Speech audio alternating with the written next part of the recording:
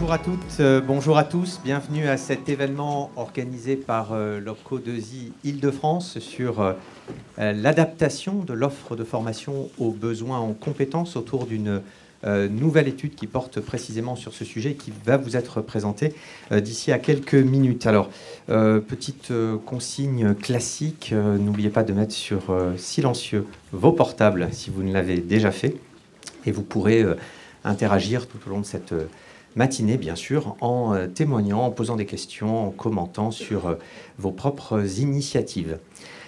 Pour ouvrir cet événement, je vais demander à Florence Rambaud, qui est la présidente de 2I Île-de-France, de bien vouloir me rejoindre.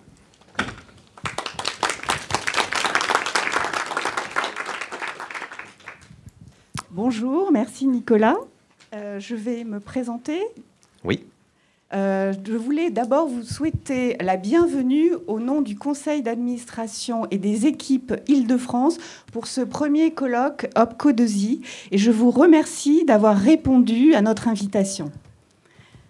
Alors, il faut préciser qu'Éric Secaille, le vice-président de 2I Île-de-France, devait être présent. Malheureusement, il a eu un empêchement et vous prie de l'excuser de son absence.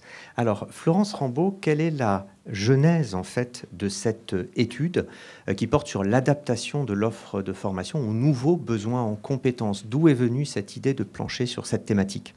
Je vais vous répondre tout de suite, Nicolas, mais d'abord je vais me présenter si vous voulez bien. Comme vous ne me connaissez pas tous, donc je suis Florence Rambaud, je suis très heureuse d'être avec vous aujourd'hui. Je suis la directrice des partenariats et de la prospective des métiers d'excellence du groupe LVMH. Je suis membre du comité stratégique de filière Mode et Luxe. Je suis administrative d'OPCO 2I et vice-présidente de la section paritaire professionnelle Industrie créative et technique Mode et Luxe.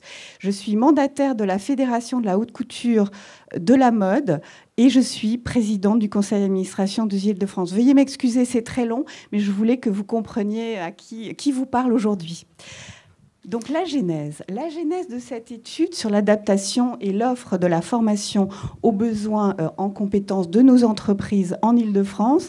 En fait, il est utile de rappeler que la loi Avenir professionnel de septembre 2018 donne comme mission, entre autres aux OPCO, le fait d'accompagner les branches professionnelles dans leur GPEC, la gestion de l'emploi et des compétences des entreprises et des salariés qui la composent.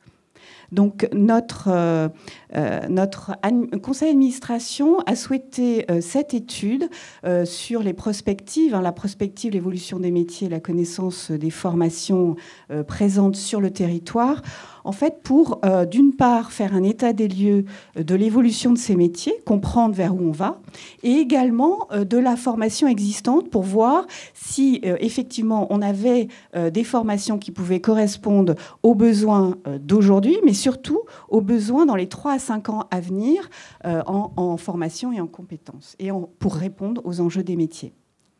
Alors, on va voir effectivement les résultats, les principaux résultats et enseignements de cette étude dans quelques instants. Pourquoi avez-vous jugé important d'organiser ce colloque parallèlement, finalement, à la sortie de l'étude?